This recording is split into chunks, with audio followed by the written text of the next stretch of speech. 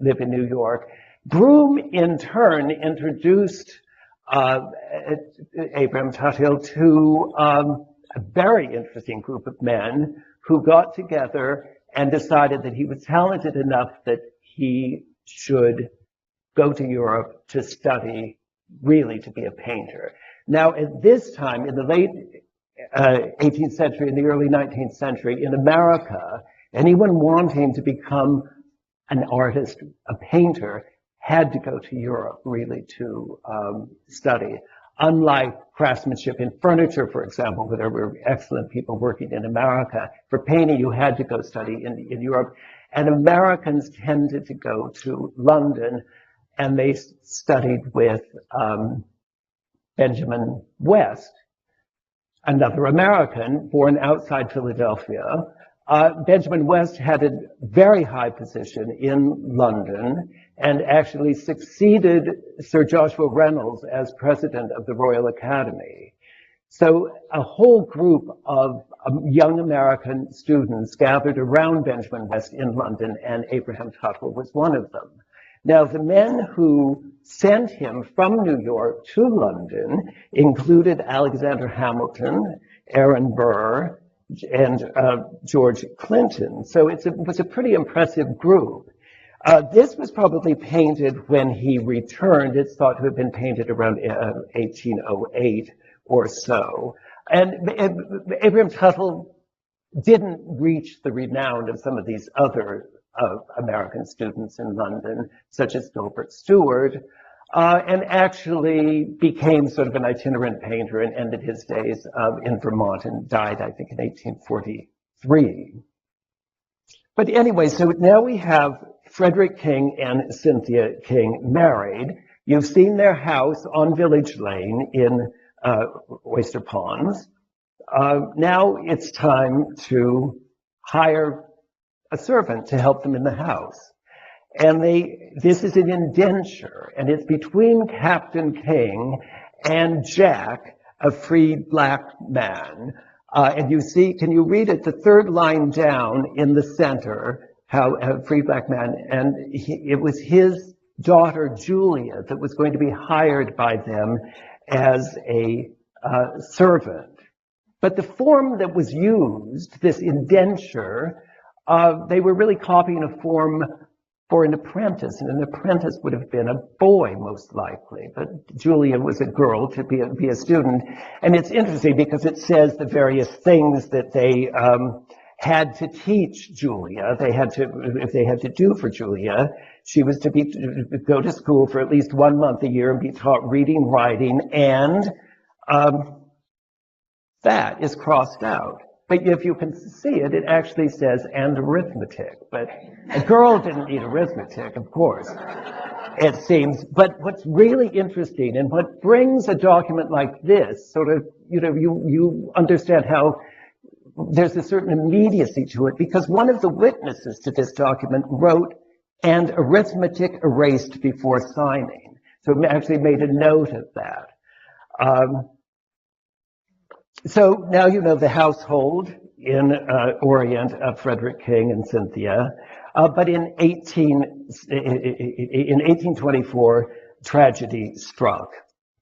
And we know all about it because Augustus Griffin, who was clearly fond of Captain King, this handsome sailor, with his wife Cynthia, who he was also fond of because he writes about her. Actually, at the bottom of the letter, he wrote in his diary, on the 16th of June, 1824, was drowned at the harbor in Oysterponds near the shore, Captain Frederick King, aged about 53. And he goes on in on this page of the diary to say various things. I mean, won't read the whole thing, but he mentions that King was a noble-looking, handsome, powerful man, benevolent heart. You may see these as I'm mentioning them, but goes on towards the bottom. Oh, sorry, what have I done? John, I may need your help. I punched the wrong thing.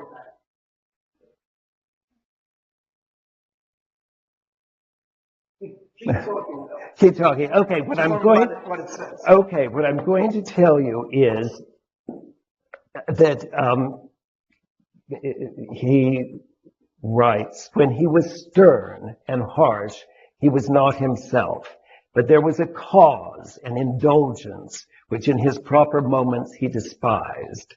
And that we presume he was an alcoholic and he was drunk. I mean, the amazing thing is, from their house on Village Lane, you can actually virtually see the water, and Augustus Griffin points out he was around near the shore. Thank you, John. I'm not going to use the laser pointer anymore, I think.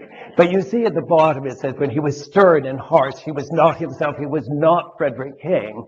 So he was sort of making the excuse, but I mean, it was in fact a terrible tragedy, and he died.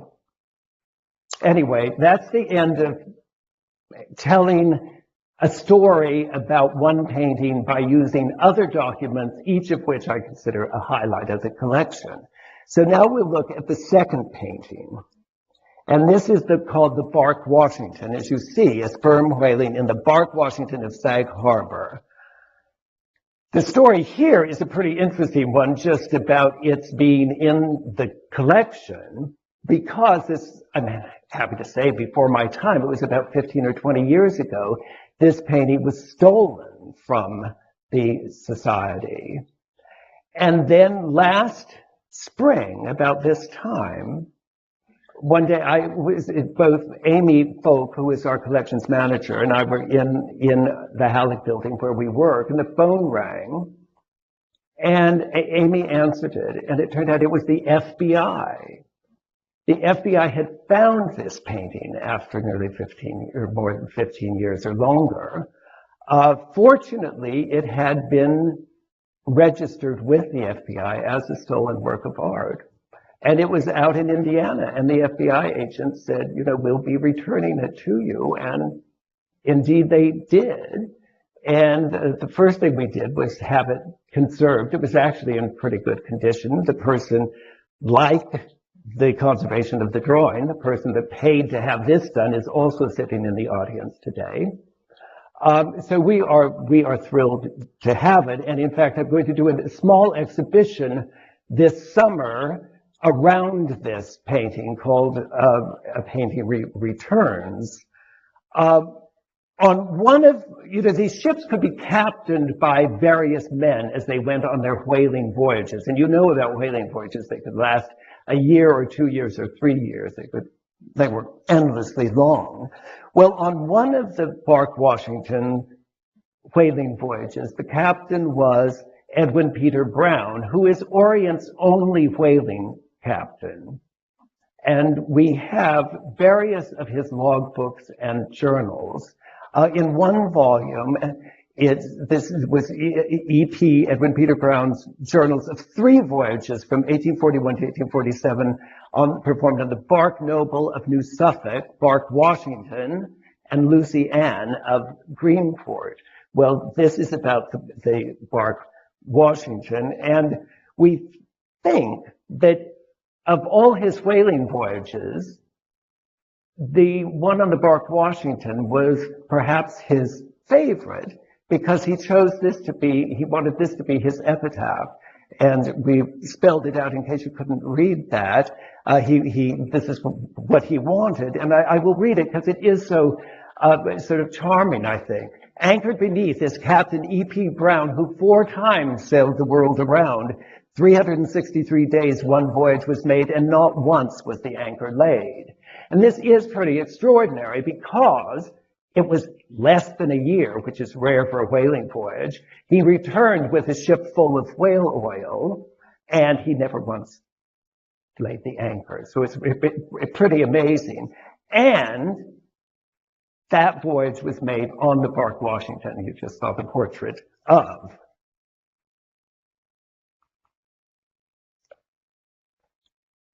When he kept a logbook, which you saw when he named it, the Bark Washington, on this voyage. So underneath the painting in the exhibition is the logbook. And here it is for November 17th and November 18th. The voyage was in the years, it was 1843-44. And here is a sketch. Whenever on a whaling voyage, Captain Brown, and I think this was a convention that others did certainly as well, when he met another ship on the high seas, he would do a little sketch of it and name the ship. And you can see sort of 2 lines under the drawing, you see the word Henry. That was another whaling ship out of Sag Harbor. So of course he knew the Henry, and he knew the captain of the Henry, who actually happened to also be called Brown. So Captain Brown met Captain Brown. And in the first thing, he went on board. It ends, the sort of last line on the right, went on board for a little while. So our Captain Brown was rowed across to the Henry and visited. And then the next day, on the 18th, Captain Brown came on board to see me nearly all day. So they had a good old talk that day. It's fascinating to me that, there's a detail showing the Henry, and here's a close-up of this. He came to see me nearly all day. That we have in the collection the sternboard of that actual ship, the Henry, that he rowed across on the high seas to see. And this is where Amy, our collections manager, who I mentioned, I said to her, I wonder how this came to be. Well, we don't know exactly what happened in an intervening 100 years, but we know Amy found this advertisement for the ship Henry of Sag Harbor being sold at auction, and after the sale of the things, immediately after the sale of the ship, the whaling apparatus, oil casks, et cetera, and obviously the sternboard as well, were going to be split up and sold, and I'm happy that that sternboard ended up in our collection.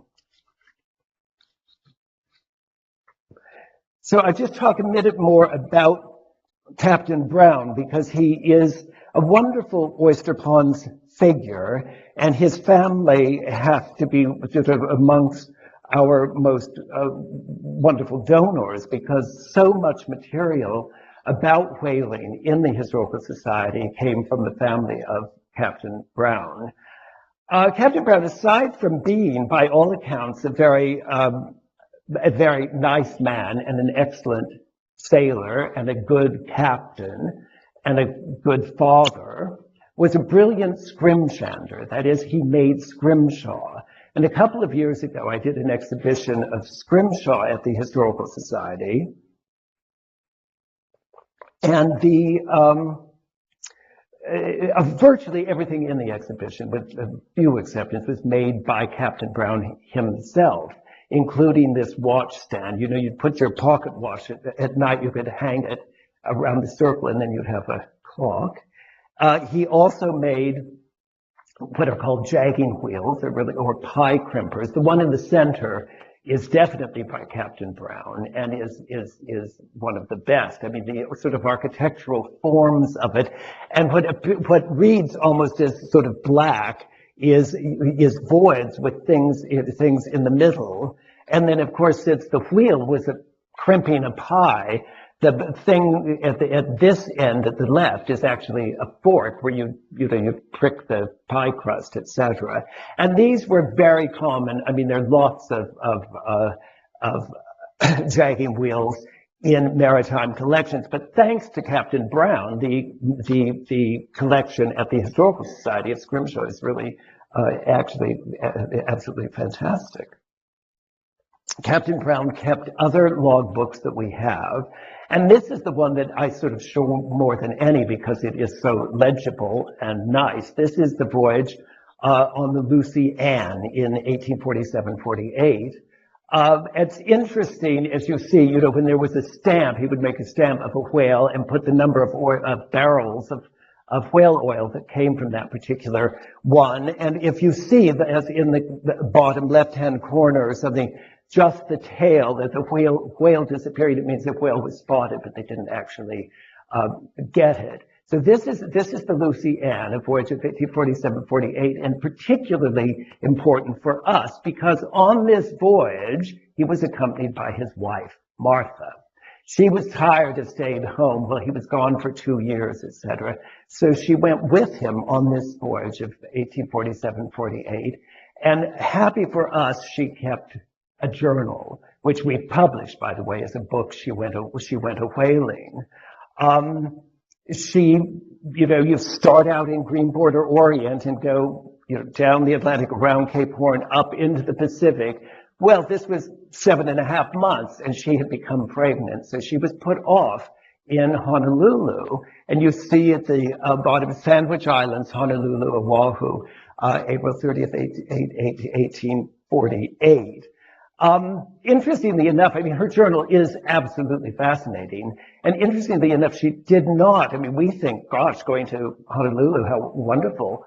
But she was not very happy there. The other captains' wives who were around, I think Honolulu was a pretty squalid place at that time, and the other captains' wives were not that friendly to her, and she never felt she had enough money, and so on and so forth. And she actually wrote, "One would think I might feel very well contented here after 7.5 months' residence at sea, but it is not so. I am less happy here than there." But anyway, she had the baby, a son.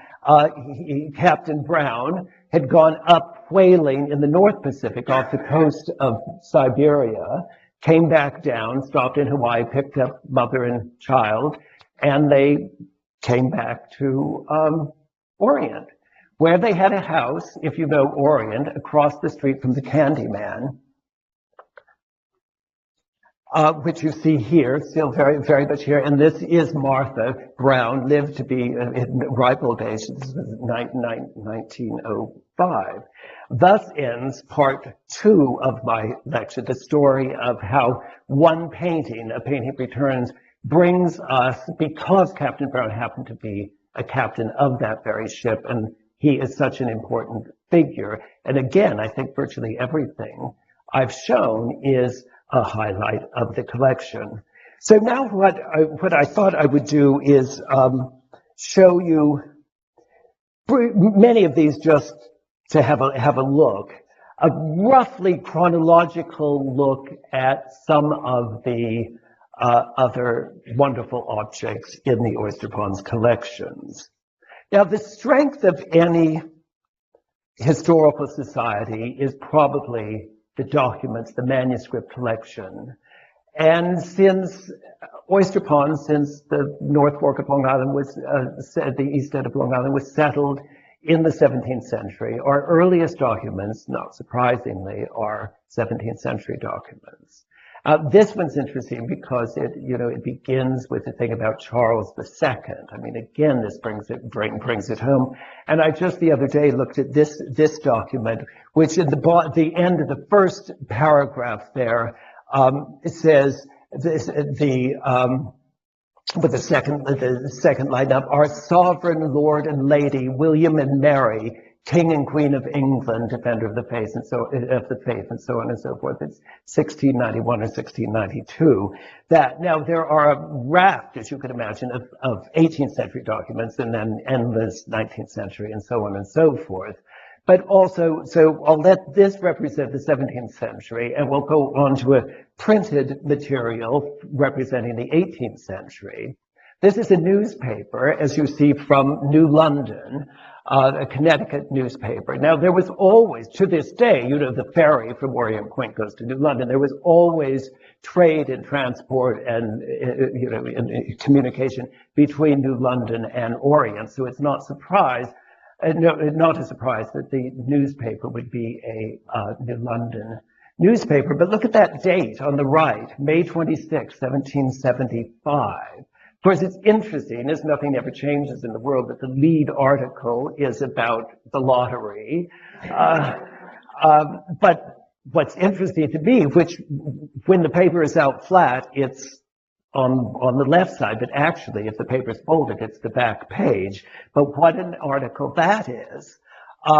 Colonel Easton arrived, this is the beginning of the second paragraph, at Provincial Congress in Watertown from Ticonderoga, and brings the glorious news of the taking of that place by the American forces without the loss of a man. So I think, to have newspapers like this, again, it brings something like the revolution so close to home, and so interesting. Now we're still in the 18th century, and most historical societies, museums of Americana, and so on, have wonderful pieces of furniture. This, when I arrived, what was it now, 13 years ago at the Historical Society, Webb House, which John Holtzapfel spoke about a couple of weeks ago, which was donated to the Historical Society by George Latham. Remember, the Webb House had been in Greenport. It had been moved within Greenport in the early 19th century, was near where the Shady Lady is now for over 100 years. And in 1955, George Latham, when it was thought to possibly be demolished, George Latham bought it, floated it by barge, which we saw a film of, to Orient. And then when he died, he left it to the Historical Society together with the collection of furniture that he had gathered. And of the furniture in the house, everybody pointed out to me that the finest piece of furniture was what you're looking at now, a Connecticut high chest, which somebody said seems to almost leap off the ground. Anyway, I wanted to know more about the furniture at the Historical Society, more about the thing, because interestingly enough, as I was taken round the first time of the Webb House, only one piece of furniture, a chest of drawers, was pointed out to me as being made in Long Island. And it always seemed a bit strange, but I mean, I didn't think too much about it, but wanted to know more about the furniture. So who did I call but an old friend, Dean Faley, who many of you will remember if you watched Antiques Roadshow. Sadly, he just recently died. But Dean Faley, before he was at Christie's and before he was a television star, etc., early in his career had been at SPLEA, the Society for the Preservation of Long Island Antiquities. And while he was there, I think it was at the time of the American Bicentennial, he wrote a book called Long Island is My Nation. And that book was a history of Long Island furniture. And it was and continues to be the definitive work on Long Island furniture. Interestingly enough, also is who was involved in SPLEA, but George Latham. So Dean Faley actually knew George Latham. So when I invited him to come and walk around Webb House with me, it was interesting to have somebody who not only was the expert on Long Island furniture, but had known George Latham, who had created that collection of furniture. So we're walking around looking at things, and he's telling me about things, and noting, by the way, that a lot of the things he felt were actually made in Long Island. And he said, well, this is no surprise. I mean, George Latham would have lived on Long Island, had his summer place on Long Island, would have bought at auctions and yard sales and everything on Long Island, so it was no surprise that much of the furniture would be Long Island. But, he recognized some things were New York City, some Connecticut, Rhode Island, what have you. Anyway, we came to the upstairs bedroom where this particular high chest is, and he said, now, Bill, tell me about this. And I said, well, all I know is that it's made of cherry. He said, yes. I said, we think it's from Connecticut. He said, I can see why you think that. But then with a wonderful look on his face, he said, I have found 6 Long Island made high chests, and this is the 7th. So he was excited, so I was excited, and that's the story of this high chest. The textile collection is probably the second largest collection after the documents and manuscripts. I'll show you 2 18th century items, this wallet or pocketbook, which is pretty handsome and in wonderful condition. A wallet like this would have been used by either a man or a woman, probably. You know, you could have money in it or important documents and so on and so forth. It's certainly one of the finest textiles in our collection. And the other 18th century textile I want to show you is a quilt, a blue resist quilt, probably from about 1790. These quilts, any quilt collection is happy to have a blue resist quilt. It's resist dyeing, you know, things are waxed and dipped in. The blue is indigo, etc. But the curious thing is, nobody really knows much about these blue resist quilts. We don't even know exactly where they were made or who made them, but it's a matter of pride for any textile collection to have one. So it's awfully nice that we do, and a very handsome one indeed, with this sort of peahen and design, etc. And in pretty good condition. There's some discoloration, but on the whole, in excellent condition. Then one of my favorite things in the collection is this game board. We're still in the 18th century, and you can see here on the left that this game board is dated 1784, and then underneath you see an upside down either GG or CC. We're not sure what it is. And then the bits that you would have played the games with could have gone in the place hollowed out. There are 2 games here and 3 on the other side, I think. And one of the small exhibitions this summer will be craftsmanship in wood, where I'm going through the collection and finding things that have been, pretty much things that have been handmade, and particularly things, whether it's a tool or a game board or a sort of measuring cup or whatever, that have been signed or initialed or dated or something like that. And it's actually quite a fun exercise. But this is one of my favorites and will certainly be in the exhibition. The ceramics collection at the Historical Society is not enormous, but this object, I think, is one of the finest objects in the collection, and really what I said at the beginning, that the ideal object in a historical society is something that is excellent of its kind and specific to this place, and nothing really sums those 2 things up better than this object. It's big, it's 14 inches high, a double handled with its lid in perfect condition, this earthenware pot, made, we know exactly when. Look at this. Captain Jonathan Terry, Oysterponds, October 6, 1800. How very unusual to know, to have the person's name. Of course, I love anything that actually spells out Oysterponds and spells it the way we do today.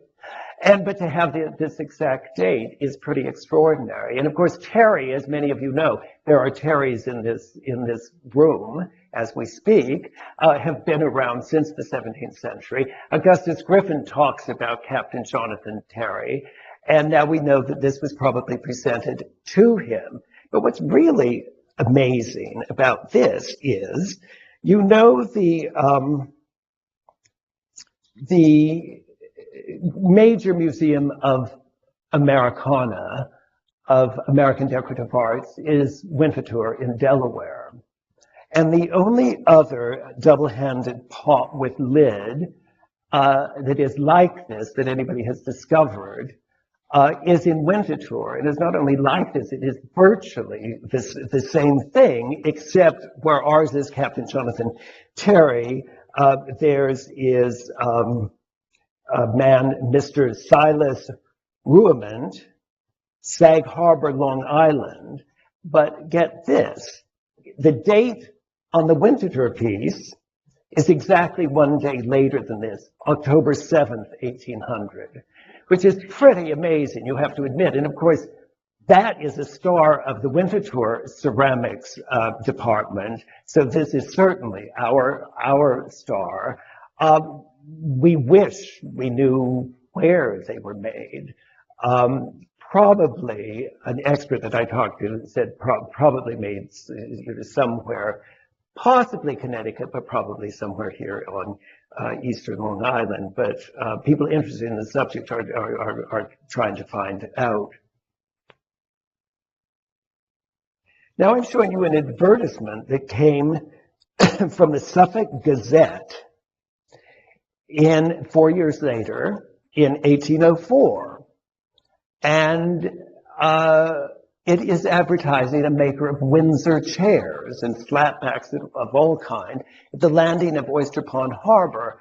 Well, you know, the wharf, as you go down Village Lane, the wharf at the end, it has been there for a very long time, for, you know, certainly since the 18th century. It's been rebuilt various times, but it was always the heart, you know, until recent times, of the so-called business district. And there were many shops there in the 19th century, et cetera, and clearly early in the 19th century too, in 1804, I love the dates, it's July 4th, that he made these chairs at the landing of Oysterponds Harbor, Peleg C. King.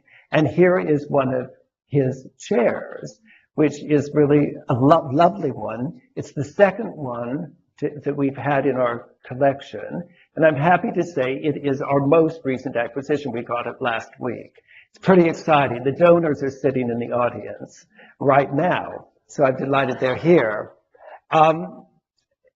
Now, as I was thinking, what other exhibition should I do this year? I thought for a while of doing an exhibition of books in the collection, though I'm not doing it this year. But I found a book, and this was pretty interesting. You see on the right, Peleg King, his book, 1791.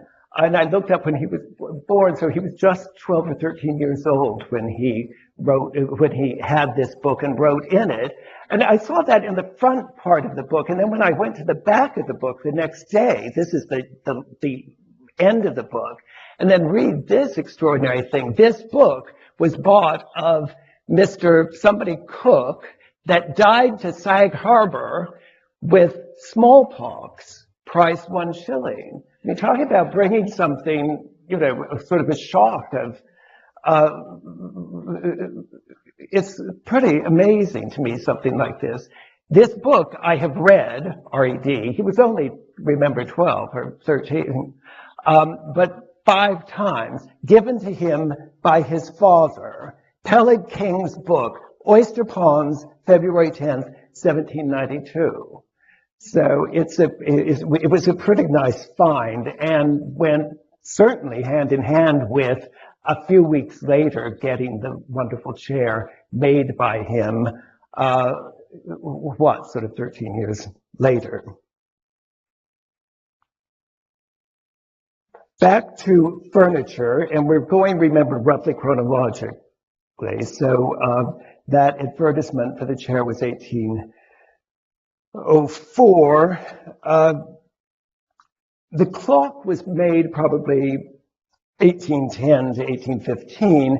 That is based on Dean Faley. This is in our web house. This was one of the things that Dean talked about. And he said, you know, it's a nice clock, nothing, the case of the tall clock is nothing really out of the ordinary, but he said, look at the face, the dial of this clock. He said, mostly these were made in England and just, you know, imported endlessly in America, where fitted in cases that were made. But he said, this is clearly an American one and a wonderful example of American folk art.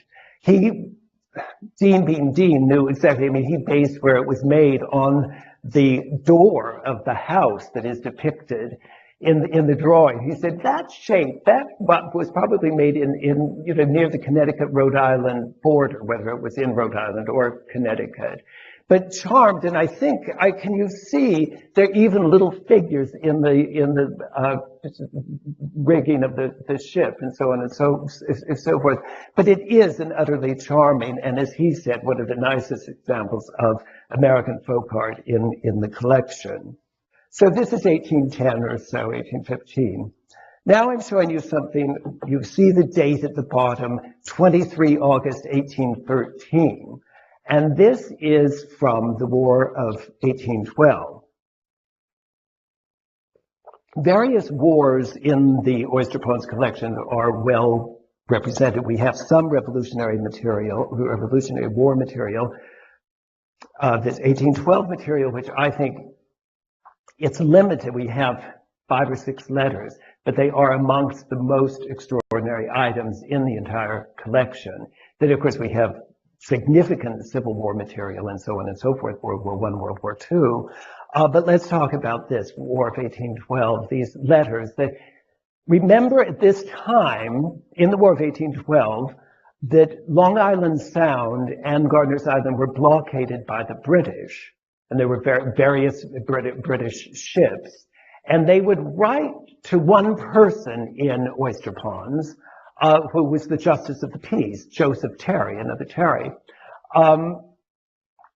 with any communication they needed to make with the citizenry. For example, I mean, they were being supplied with vegetables and cattle and that sort of thing.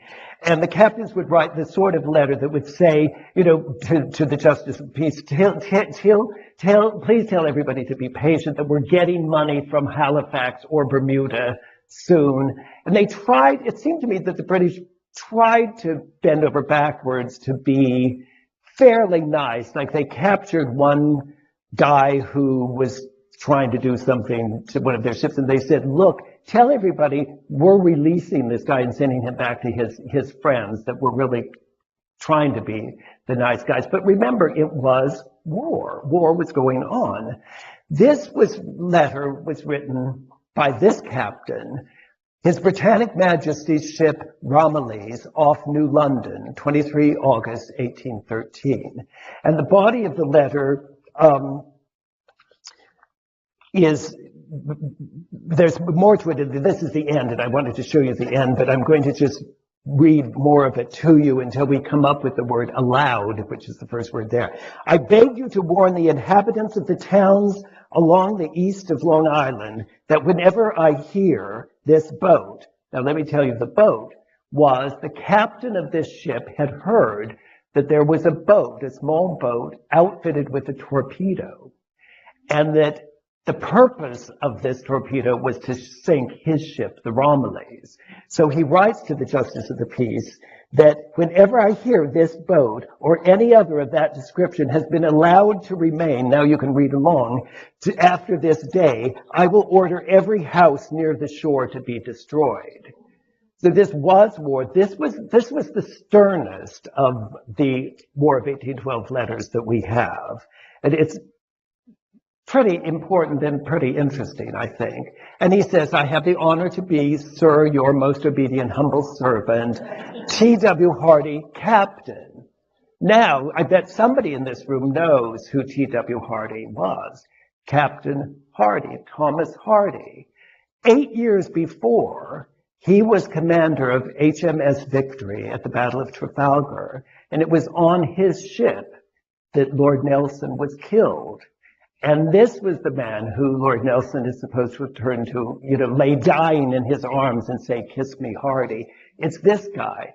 8 years later, he's in Orient. He's having drinks in Village House because Augustus Griffin, who was living in Village House at that time, had started a tavern and was serving drinks to captains. He later regretted it, but that's a whole other story. But I do think it is pretty interesting to have the commander of HMS Victory 8 years later having drinks in our building. Now I'll turn, the late 1820s, we'll have, looking at the time, I must hurry. Phoebe and John Brown, another captain, another one mentioned by Augustus Griffin. Griffin mentions he was captain of the ship the Douglas, and here we have a very large, it's this big, by this big, contractor manifest of the ship Douglas, and I'll show you some details of it, but there's a list of sailors, they signed up, but they made their X, and the amount they're paid, a description, the color of their hair, the color of their eyes, the kind of hair they have, etc. And in the bottom right-hand corner, going up that way, is Phoebe Brown, the wife signature. So she must have been a witness while this contractual business was going on for the ship, the Douglas, with her husband, John Brown, and it was going to Curacao.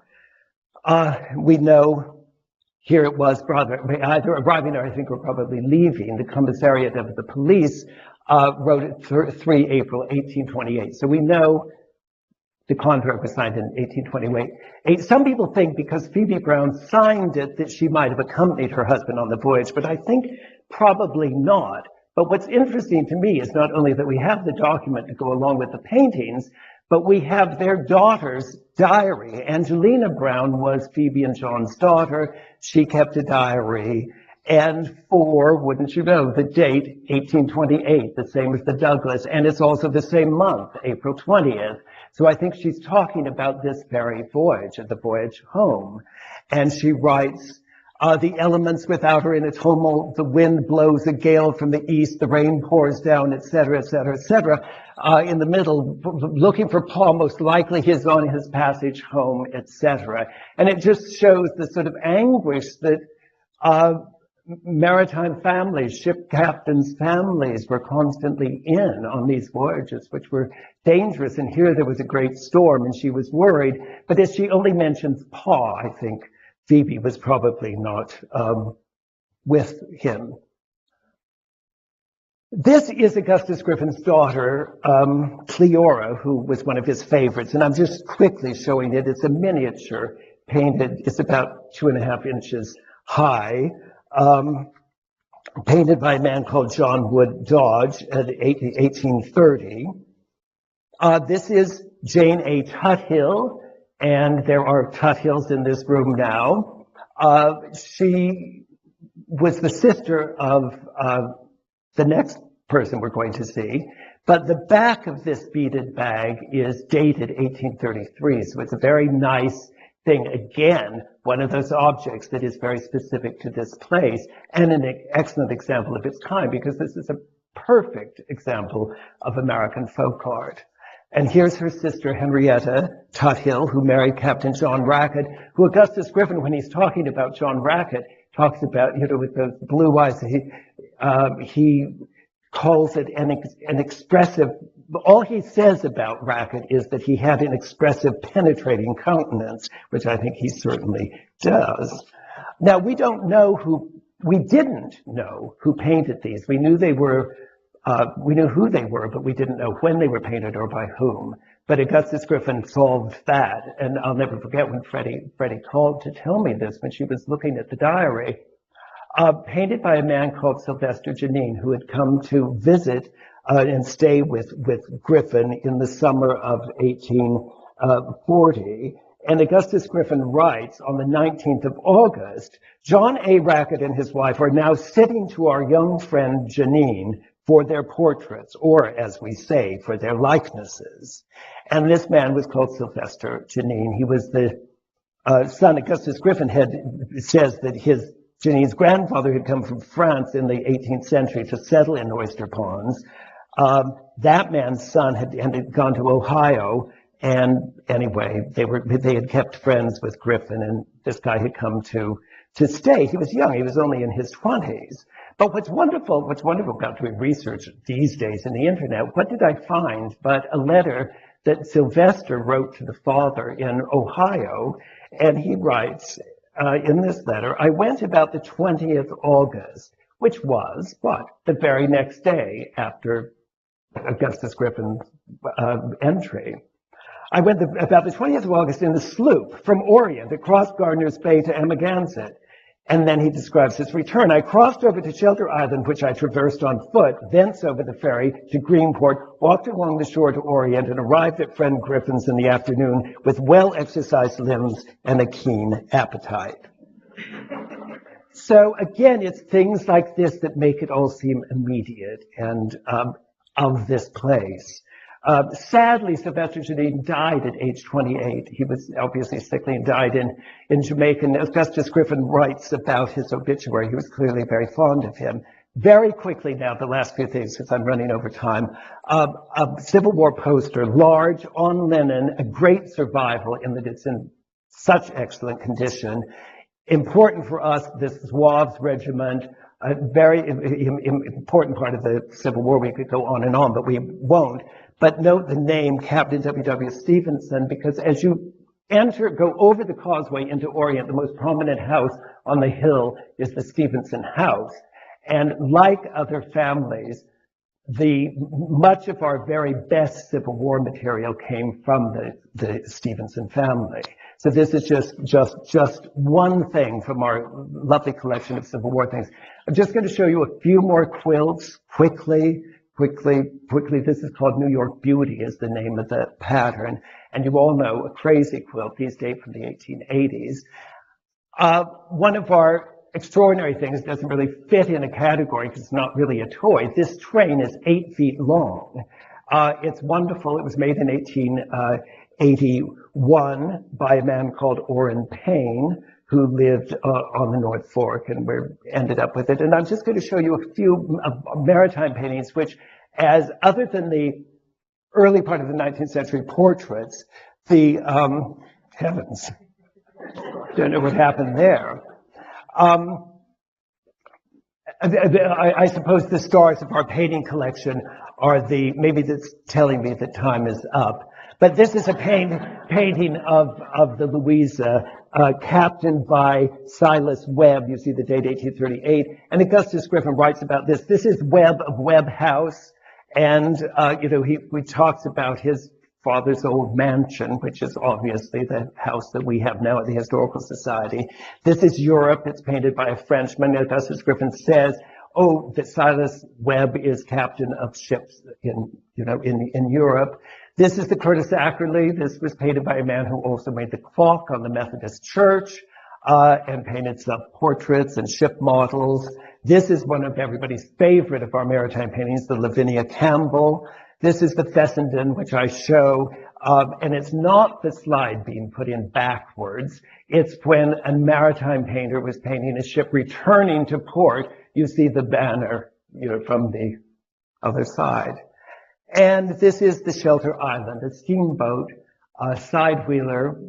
One of the exhibitions last year was about these side wheelers. These are the side wheelers that brought people, the ships that brought people from New York out to Orient in the late part of the 19th century, early 20th century, where they might have then walked from our wharf up to stay in Village House. So this really introduces the 20th century, and I'm stopping basically with this. Now, we could go on and have another lecture about what do we have in the 20th century. There's the photography collection, there's William Steeple Davis collection, there are the wars that I mentioned, there are tools, farming, you name it, we could go on and on. I've just given you some of the highlights. I'm ending with this exhibition from 2 years ago, but I invite you to please come after, I think, May 28th and look at the 6 exhibitions that will be in Village House and one exhibition opening beginning of July in the schoolhouse. So anyway, thank you very much for listening. I hope I haven't talked too long for you.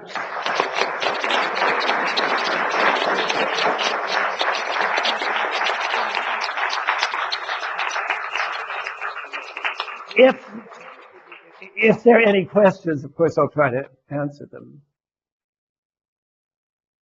Great. Well, thank you.